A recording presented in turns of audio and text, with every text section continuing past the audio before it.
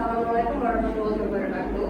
Pada siang hari ini kita sudah berada di KPU. Kita dari kelompok 9 dengan saya Sali Alin Hawa dan saya Imam Salim dan saya Ahmad Al-Azhar. dan satu lagi teman saya yang menjadi dokumentator. Ada di belakang kamera. Silakan perkenalkan Mas. Perkenalkan, nama saya Agil Taufik Asifa. Untuk Bapak kan di sini kan sebagai dari di KPU. Nah, untuk Bapak posisinya sekarang itu di KPU menjadi apa? Ya, saya merasa bagi KPU, anggota KPU, divisinya teknis penyelenggaraan pemilu. Berarti dalam hal praktis ya, akhirnya. Yang teknis lah. Bapak berarti di KPU udah sejak kapan, Pak? Saya sejak Oktober 2023, berarti 1 tahun lebih. Ya. Untuk bagian divisi dari penyelenggaraan pemilu atau yang di teknisnya lah, nah itu terdiri dari berapa orang, Pak? Jadi KPU ini kan anggota KPU itu 5 orang. 1 anggota sekaligus ketua. Itu divisinya keuangan umum logistik. Yang 1 divisi perencanaan data dan informasi. Yang 1 divisi sosialisasi pendidikan pemilih dan sumber daya manusia. Yang 1 divisi hukum dan pengawasan. Saya divisi teknis penyelenggaraan pemilu. Kalau di KPU itu sistemnya kolektif kolegial. Jadi meskipun ketuanya 1, tapi pengambilan keputusan itu harus berlima. Dalam kerja-kerjanya, jadi misalnya nih dalam hal teknis, saya ini ketua divisinya. Anggota divisinya siapa? Ya yang 4 sisanya. Nah, nanti dibalik, kalau misalnya lagi soal pendataan, pemutahiran data, ketua divisinya ya ketua divisi pemutar ini ya relatif, saya jadi anggotanya. Kalau sekalian banyak, tapi yang disebut penyelenggara itu kan kami begini, mereka bukan. Bagaimana KPU memastikan bahwa partai politik ini memenuhi kewajiban mereka untuk menyampaikan laporan keuangan secara transparan dan akurat? Karena kan KPU juga memiliki hubungan dengan partai politik 4, karena partai politik kan identik dengan keuangan seperti itu. KPU itu punya hubungan dengan partai politik ketika tahapan pemilu. Jadi ketika tahapan pemilu, KPU selalu berhubungan dengan partai politik. Kalau ketika tidak tahapan seperti sekarang ya dia berhubungan baik, tapi tidak ada hubungan langsung. Nah, soal yang bersangkutan dengan KPU, partai politik saat pemilu itu memang harus melaporkan namanya laporan dari kampanye. Mungkin yang dimaksud dengan keuangan itu laporan dari kampanye. Kalau keuangan politik partai politik itu bukan wilayah kami, itu ibaratnya operasional dapur partai politik itu wilayahnya partai politik. Tapi kalau dana kampanye kan partai itu selama pemilu kan berkampanye untuk menarik pemilih ya, bisa dengan rapat terbatas, bisa dengan rapat umum, bisa dengan hutan, bisa sehat segala macam. Itu kan semua butuh uang. Nah, uang itu kita sebut sebagai dana kampanye. Nah, dana kampanye itu harus laporan ke KPU. Harus dilaporkan rekeningnya mana. Jadi partai itu harus membuat rekening khusus dana kampanye di luar rekeningnya si parpol. Jadi mungkin kan parpol ini punya rekening yang memang itu pakai terus gitu ya. Tapi untuk khusus pemilu, parpol harus membuat rekening namanya rekening dana kampanye. Nah, rekening itu dilaporkan rekeningnya. Nah, laporan dana kampanye itu ada 3 kan. Laporan awal dana kampanye, laporan penerimaan sumbangan dana kampanye, sama laporan penerimaan pengeluaran dana kampanye. Laporan awal dana kampanye itu dilaporkan sebelum masa kampanye. Parpol itu kan berkampanye pada masa kampanye, tidak selamanya, hanya pada masa kampanye. Misalnya, dia ditentukan beda pemilu, beda jumlah. Misalnya 75 hari, ya misalnya gongnya kapan tuh? Tanggal berapa? Kalau saya lupa kalau yang pileg ya, kalau yang kemarin kan 25 September itu mulai kampanye. Berarti sebelum itu sudah melaporkan laporan awal dana kampanye. Jadi punya saldo berapa, modal awal kira-kira gitu. Itu semua parpol. Jadi kemarin kan peserta pemilu itu ada 18-nya harus melaporkan semua. Namanya pagi awal itu laporan awal. Nanti di tengah-tengah ada laporan penerimaan sumbangan dana kampanye. Karena kita tahu kampanye itu butuh duit banyak. Yang itu pasti duitnya itu dari banyak sumber.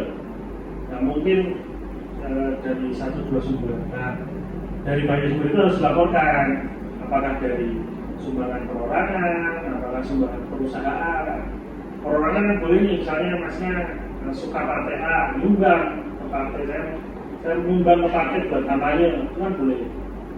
Jadi itu kalau contohnya masnya, tapi kan biasanya penyumbang itu orang-orang besar lah, tokoh-tokoh masyarakat atau orang-orang punya uang gitu, yang dinyumbang. Nah itu dilaporkan, siapa nih Bapak A, misalnya perorangan ya, misalnya perorangan dilaporkan. Laporannya jelas sumbernya, ada KTP-nya, NPWP-nya, segala macam. Jadi sumbernya jelas, misalnya Pak Ahmad itu siapa? Oh, petani, dia juga berapa? 500.000. Oh, siapa? Nah, perorangan ini banyaklah, bisa pengurus partai kan perorangan. Misalnya saya ketua partai, kan itu perorangan. Nah, ini nyumbang. Saya nyumbang nih, saya ketua partai, saya nyumbang dulu dana kampanye. Itu bisa sumbangan perorangan. Ya, bisa sumbangan bagian usaha. Dan perusahaan nyumbang itu boleh. Jadi karena perusahaan ini simpati dengan ide politiknya si parpol dan ingin parpol itu menang, perusahaan ini nyumbang boleh. Tapi ada batas maksimalnya. Untuk yang perusahaan itu atau batas maksimalnya sama perorangan tidak? Ada perorangan pun ada. Ada. Untuk batas maksimal itu ditentukan dari KPU sendiri atau? Itu ditentukan oleh undang-undang, Pak. Undang-undang pemilu sudah menentukan perorangan berapa. Saya lupa ingat berapa sudah maksimal. Yang jelas kenapa dibatasi itu ya supaya partai itu tidak punya, ini ide pembuat kebijakannya ya, tidak punya hutang budi kepada penyumbang. Kalau sumbangannya besar sekali kan bisa jadi akhirnya parpol ini punya hutang budi dan hutang itu dibayar. Hutang budi ya dibayar dengan bukan pakai uang ya, pakai yang lain. Nah, supaya tidak terjadi seperti itu, maka dibatasi jumlahnya. Orang boleh menyumbang, tapi ada batas maksimal. Kalau untuk pelaporan sendiri kan ini sudah tidak digital. Apakah pelaporan itu dilakukan secara manual atau sudah menggunakan sistem online? Nah, pelaporan ini sebenarnya sudah lama, cuma namanya beda-beda. Cuma untuk pemilu 2024 kemarin, namanya sistem informasi kampanye dan dana kampanye, disingkat SINKADINKA. Itu sistem laporannya. Jadi tidak secara manual parpol bawa kas laporan itu, ini semuanya pakai sistem SINKADINKA itu. Jadi nanti siapapun punya akun, ya semuanya upload. Berarti ini sistemnya bentuknya web online ya Pak? Ya, sistem. Itu di dalamnya kayak ada bukti ada semua. Jadi ya seperti yang tadi. Jadi kan tadi saya baru cerita sumbangan ya, menerimanya begitu. Jadi penerima dari mana tuh komplit, identitas pemberinya, jumlahnya. Kalau perorangan tuh ya ada alamat, ada NPWP, ada segala macam. Kalau ada hukum ya ada sama identitas perusahaan penyumbangnya itu komplit. Pengeluarannya juga sama, misalnya buat beli bendera, buat bikin bendera harus ada kwitansinya, kwitansinya bikin bendera. Untuk bikin rapat terbatas itu berarti kebutuhannya MNT, snack gitu ya, makan, ya semua ada notabene. Semuanya dilaporkan dari sistem di SIKA kita itu. Jadi kami tidak menerima bekas fisik tebal itu. Sistem itu kan ada aplikasi dan web. Nah, berarti SIKA kita itu aplikasi atau webnya. Soalnya kemarin saya waktu pemilu juga ikut kan Pak. Nah, untuk upload hasil pemilu itu kebetulan saya yang upload itu sih Masih reka. dulu Pak, maaf ya Pak. Saya kan direkap. Nah, itu untuk merekap itu masuk aplikasi. Berarti kan itu sistemnya aplikasi. Iya. SIKA kita itu diakses pakai link web atau ada aplikasi atau kayak gitu. Kalau karena kan bedanya kalau KPPS itu kenapa pakai aplikasi karena mau dipakai HP. Karena banyak kan KPPS kan satu kalau aja ini kan sejumlah TPS nih, TPS waktu itu 2000 sekian lah. Nah, kalau nanti parpol ini kan berarti partai peserta pemilu cuma 18. Usernya nanti kalau untuk kabupaten Pekalongan usernya cuma 18. Jadi cuma pakai web kan enak lah gitu kan. Kalau itu pada aplikasi kan karena kebutuhan. Itu kalau sirekap pakai web kan gimana mau uploadnya pakai tag kan pusing banget. Sebenarnya bisa cuma mungkin beberapa aspek orang. Lalu tadi ya Pak, apakah KPU itu ada kerjasama dengan lembaga lain seperti BPK atau KPK dalam memantau transparansi dan akuntabilitas dan kampanye partai? Nah, untuk itu kalau BPK itu rutin memeriksa KPU, tapi ya itu memeriksa keuangan KPU. Nah, kalaupun dalam konteks dana kampanye dan parpol itu kita kerjasama dengan kantor akuntan publik. Jadi kan setelah parpol itu membuat laporan keuangan, diupload di SIKA kita, kan harus ada yang menilainya laporannya benar apa enggak, gitu. Sementara KPU ini kan bukan lembaga akuntan, gitu. Bahkan secara kompetensi kami tidak dipersyaratkan untuk mengerti akuntansi itu jadi KPU dulu, gitu. Iya kan syaratnya beda, sehingga kami mengontrak ya, maksudnya bekerja sama dengan pihak ketiga yaitu kantor akuntan publik. Kantor akuntan publik macam-macam. Nah, kemarin itu kebijakan di pemilu 2024 satu kantor akuntan publik itu mengaudit satu partai, tapi itu dilaksanakan per provinsi. Jadi kami orang Kabupaten Pekalongan bukan kami yang melakukan kerjasama, tapi kami provinsi Jawa Tengah atau provinsi Jawa Tengah dengan kantor akuntan publik. Ini misalnya kantor akuntan publik A itu mengaudit partai nomor 1 atau nomor 2, tapi satu partai itu aja, cuma se-Jawa Tengah yang diaudit. Apakah ada kasus-kasus di mana partai politik tidak memenuhi kewajiban mereka dalam menyampaikan laporan keuangan? Ada nggak untuk Kabupaten Pekalongan itu ada satu partai itu tidak membuat laporan dan namanya sama sekali dari yang awal kan saya sudah sebutkan laporan awal, laporan penerimaan sumbangan, sama laporan keuangan. Dari yang awal ini nggak bikin, itu partai Garuda. Partai Garuda itu nggak bikin, LDK nggak bikin, laporan PSDK nggak bikin, laporan PDK nggak bikin. Itu ada tulisan sehingga untuk Partai Garuda dikenakan sanksi dicoret sebagai peserta pemilu di Kabupaten Pekalongan.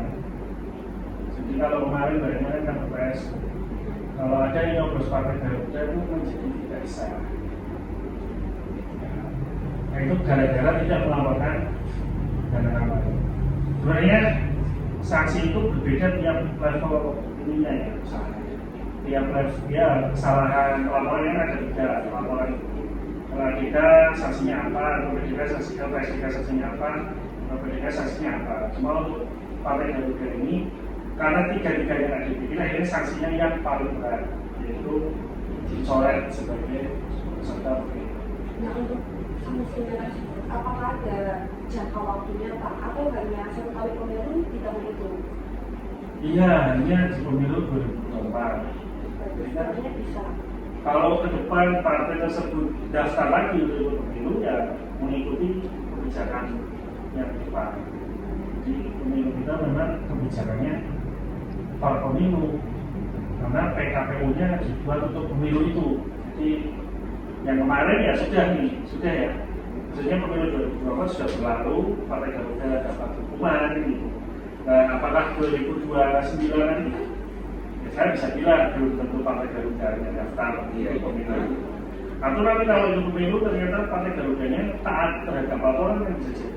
Tapi yang jelas tidak ngaruh ke pemilu. Berarti sanksinya hanya berlaku Di pemilu yang saat itu dilaksanakan. Nah, kan berarti sudah ada laporan nih Pak, dan sudah ada audit, otomatis ada hasil laporan tersebut. Ya. Nah, untuk hasil laporan tersebut itu apakah bisa diakses untuk masyarakat umum atau hanya beberapa orang yang menjadi kepentingan saja? Jawabannya bisa diakses. Jadi KPU itu punya kewajiban untuk mengumumkan seluruh proses itu. Ketika pertama mengumpulkan LADK, semua LADK itu laporan masyarakat kita upload di web semua, 19 partai. Ya kalau zaman secara konvensional kita kenal di papan pengumuman ya. Tapi masa orang satu Pekalongan mau lihat papan pengumuman ke KPU kan? Zaman sekarang nggak mungkin. Walaupun zaman dulu metodenya cuma itu. Nah kalau sekarang kita umumkan di web. Jadi dari 18 partai peserta pemilu, berapa yang sudah ngumpulin itu kita umumkan. Nah, dari yang sudah ngumpulin, laporannya mana? Nah itu bisa di-download. Itu setiap tahapannya selalu dari LADK, LPSDK, atau PDK selalu. Berarti laporannya umum dan dapat diakses di aplikasi web itu. Nah kalau yang ini kita uploadnya di webnya KPU. Oh, di webnya KPU. Ya, jadi bukan di Bukan dari yang aplikasi itu, SKDK itu. Kalau SKDK kan untuk pelaporannya, tapi untuk pengumumannya kita di web umum ya, biar bisa diakses siapa aja. Nah ini untuk web KPU-nya itu, KPU kan setahu saya ya Pak, ada KPU untuk Indonesia, tetapi itu kan punya pusatnya. Itu di situ semua atau kayak KPU Pekalongan, KPU daerah Indonesia?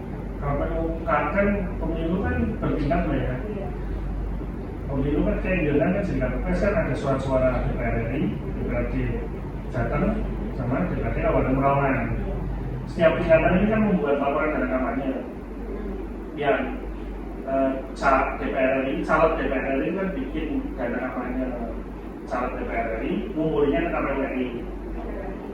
Berarti yang mengumumkan juga KPU RI. Nah yang tingkat Jawa Tengah, caleg DPRD Provinsi Jawa Tengah, tingkat provinsi, bikin laporan ngumpulinnya ke KPU Jawa Tengah. Berarti yang mengumumkan juga KPU Jawa Tengah. Lalu Kabupaten Pekalongan, berarti caleg DPRD Kabupaten Pekalongan bikin laporan ke Parpol, terus Parpol ke kami, KPU Kabupaten Pekalongan, ya kami menguploadnya di KPU Kabupaten Pekalongan. Jadi kalau publik mau mencari tahu ya dicari tahu sesuai dengan butuhnya yang mana. Kalau butuhnya dana kampanye tingkat kabupaten ya cari di KPU kabupaten, dana kampanye tingkat provinsi cari di provinsi, dana kampanye tingkat nasional cari di KPU. Untuk laporan penanggung jawaban misal tadi balik lagi mengenai kampanye. Nah kampanye kan berbagai apa tadi kayak ada bentuknya naik akuntan atau sosialisasi atau apa.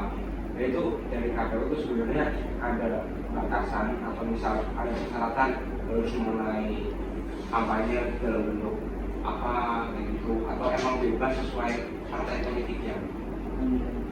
Kampanye itu kan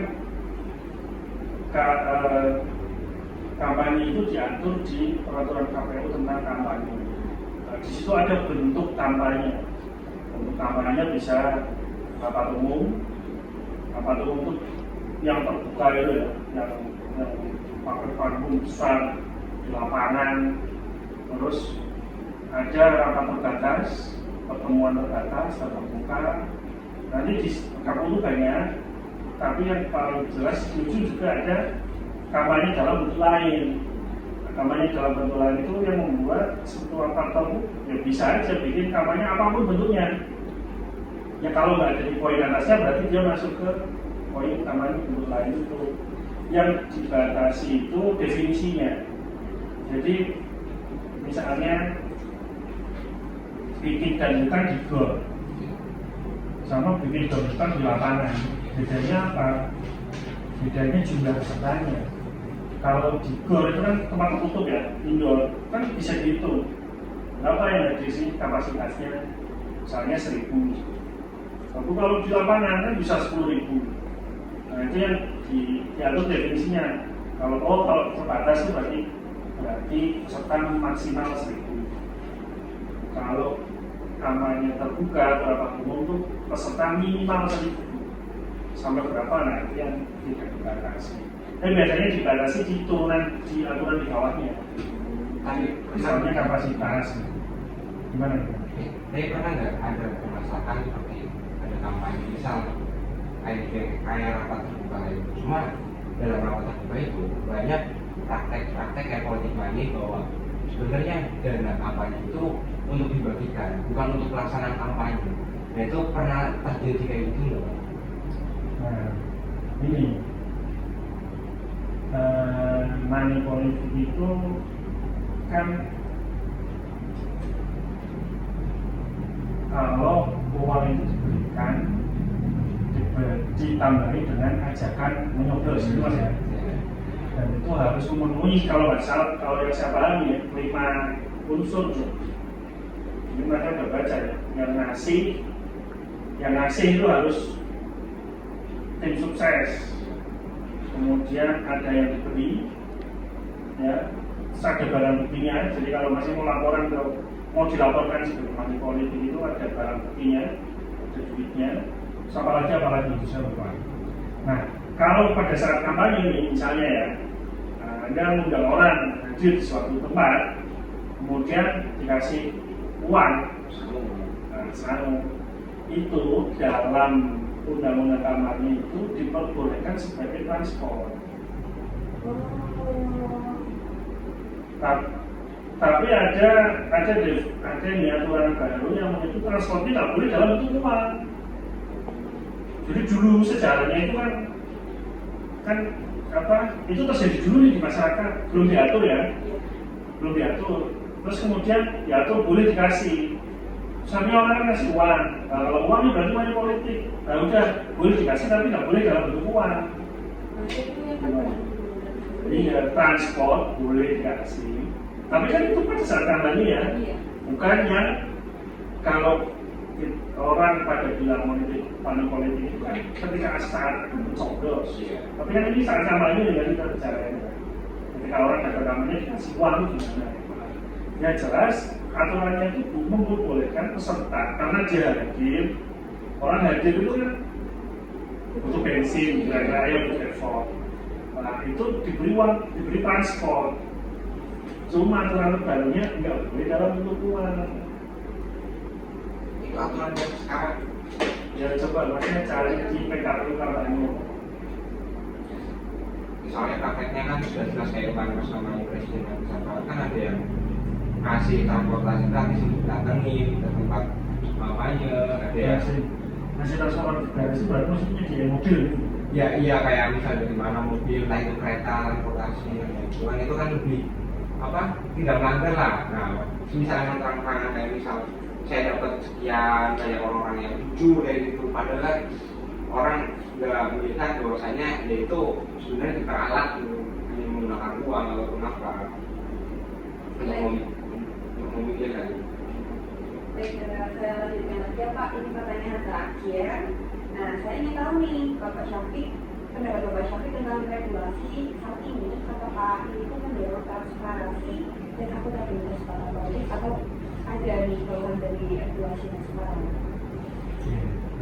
Ini saya sampaikan karena untuk kuliah ya, kuliah atau akademik. Jadi jurusan ini regulasi ini sudah sangat bagus mas. Jadi setiap partai harus membentuk rekening, kemudian harus melaporkan menerima uang dari mana, kemudian harus melaporkan uangnya dipakai buat apa. Itu kan sudah sangat bagus sekali. Pemberinya harus sudah jelas identitasnya, pengeluarannya juga harus jelas pengeluarannya buat apa. Itu sudah bagus sekali. Cuma masalahnya, apakah itu menggambarkan kondisi yang sebenarnya?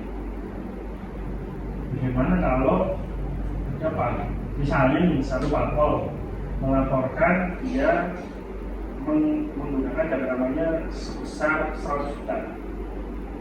100 juta. Realitanya dangdutan di lapangan dengan artis nasional. Kan itu nggak mungkin 100 juta. Nah, sepertinya regulasi ini belum bisa menjangkau ke arah sana. Jadi seakan-akan regulasi ini, misalnya nih ya, saya melakukan kampanye 100 kali, ya. Ya mau dilaporkan yang mana silakan, yang tidak dilaporkan ya gimana, kita nggak tahu yang dilaporkan tidak dilaporkan. Akhirnya publik cuma bertanya-tanya, masa sih cuma habis duit segitu? Orang kalau kan masnya sudah pernah berkegiatan lah ya, bikin MMT itu berapa sih misalnya? Bikin MMT satu itu kan misalnya per meter kan 20.000 ya, plus 100.000. Kita hitung di pinggir jalan aja udah banyak banget, tapi yang dilaporkan nggak segitu. Nah, ketika nggak dilaporkan itu, gimana nih aturan ini cara mengikatnya? Mengikat itu kok nggak dilaporkan? Nah, karena celahnya banyak. Itu nggak dilaporkan, loh. Itu kan bukan partai yang bikin, itu kan masyarakat yang bikin. Misalnya, ya pokoknya bisa bilang begitu kan. Misalnya, kenapa yang dilaporkan bikin baliho cuma 100? Realitanya ada 1000. Jawabannya ya yang dibikin Pak Bos 100. Yang 900 yang bikin siapa? Masyarakat bikin sendiri. Saking cintanya sama Pak Bos bikin spanduk. Nah, yang seperti itu tuh regulasinya belum bisa menjangkau. Sehingga banyak diskursusnya ya. Ada orang-orang yang mewacanakan sudah kampanye oleh negara saja. Ya. Nah, sebagai yang kuliah di situ harusnya pernah dengar wacana kampanye itu dibiayai negara saja, itu supaya lebih jelas itunya. Karena kalau dibiayai masyarakat tidak jelas juga. Coba nanti mbaknya browsing ya di webnya KPU, entah KPU manapun, browsing itu laporan dana kampanye pemilu, kira-kira angkanya realistis apa enggak? Apakah harus itu mungkin enggak? Itu bagus Pak. Kalau menurut saya hal yang bisa didiskusikan terkait regulasi dana kampanye itu apakah sudah ya regulasinya bagus, cuma ternyata kalau regulasi itu menghasilkan laporan yang perlu dipertanyakan apakah menggambarkan situasi aslinya atau tidak. Ada Iya. yang itu juga saya pernah diskusi kelas tentang itu kampanye yang dilakukan. Tapi hasil dari diskusi kelas itu intinya adalah tidak bisa karena negara yang masih negara berkembang dan pesta demokrasi itu bukan bisa. Ya, biasanya kontranya itu karena beberapa negara mengeluarkan uang seperti itu. Cuma yang pronya itu karena kalau karena kalau dari masyarakat sebenarnya yang bisa dilacak itu si partai A habis beli berapa 100 juta, nggak mungkin 100 juta, enggak gitu. Orang bisa bilang, oh ngumpulin orang aja berapa kali, ngasih makan orang berapa kali, masa cuma habis itu. Oh itu kan sumbangan yang nggak mau disebutkan namanya, coba bayangin ya, sumbangan dana parpol itu kan harus jelas pemberinya. Nah, sekarang sumbangannya hanya Allah. Habis dilapor itu. Kalau seandainya memang betul nanti ada regulasi mengenai dengan pasien pasien yang dilakukan oleh pemerintah, mungkin Indonesia bisa jauh lebih maju karena kan orang-orang yang cerdas tapi tidak berpengalaman selanjutnya itu kan bisa dicalonkan juga. Kalau biayanya ya Pak. Biasanya itu masih dihitung proporsionalnya sama kayak banpol itu. Banpol itu kan setiap partai dapat, tapi dihitung proporsional berdasarkan suara. Satu suara dihargai berapa? Misalnya 15.000. Seingat saya antara 10.000 sampai 15.000. Jadi yang diterima misalnya di Kabupaten Pekalongan ya, yang diterima oleh PKB sebagai partai dengan suara terbanyak dengan misalnya Nasdem yang tidak punya kursi, ya beda jumlahnya. PKB-nya besar, ya pasti lebih besar, jauh lebih besar. Yang tidak punya kursi ya dapat tapi beberapa. Nah ini kemampuan berkampanye juga berbeda. Yang mampu menjangkau banyak orang, yang ini ya, nanti itu ya itu kalau kata dosen saya itu seperti menaiki eskalator yang berjalan turun. Kita tuh mau menyelesaikan masalahnya yang kita tuh berusaha naik, masalahnya turun. Ya udah gitu terus. Ya, ini sudah semua dari pertanyaan yang kita tanyakan dari Bapak Syafiq sendiri. Apakah ada tambahan untuk pengetahuan kita setelah mahasiswa? Sebenarnya mungkin ya barangkali yang tadi saya sampaikan itu ada yang meleset, maksudnya kurang tepat diksinya atau kata-katanya. Ya ada baiknya ya dengan pelajari PKPU tentang dana kampanye. Ketika cek PKPU dana kampanye pemilu 2024 di Google PKPU itu peraturan KPU. Kalau undang-undang di bawahnya biasanya peraturan menteri ya, kementerian masing-masing. Kalau undang-undang pemilu di bawahnya PKPU. Nah di situ tuh komplit tuh detail. Kalau itu termasuk sumbangan perorangan maksimal berapa juta, sumbangan badan hukum maksimal berapa juta. Kalau bikin souvenir itu maksimal berapa ribu itu ada mas. Jadi kalau bikin merchandise itu bagi-bagi kan boleh, tapi dengan besaran maksimal berapa itu ada. Bisa terus kemudian bagi-bagi merchandise satunya 5 juta nggak bisa. Ya, sebelumnya dari kami dari Mas Wali, kami dari awal kedatangan kami dari Presiden kenal kenapa yang jelas kami juga sebagai mahasiswa yang pakai di negara artinya sama-sama terbuka untuk kami untuk bekerja menambah ilmu maupun yang lain lah. Semoga ada kesempatan bertemu lagi mungkin di depan ada dengan soal di sini ya dari kami apa terima kasih lah untuk Pak Ibu yang telah memberikan waktu, yang telah memberikan informasi ilmunya mungkin di luar waktu kalau saya tadi dia sudah banyak salah, mohon maaf terutama pada Bapak Safik ya, Bapak Safik Bapak Safik karena tadi juga telat sih.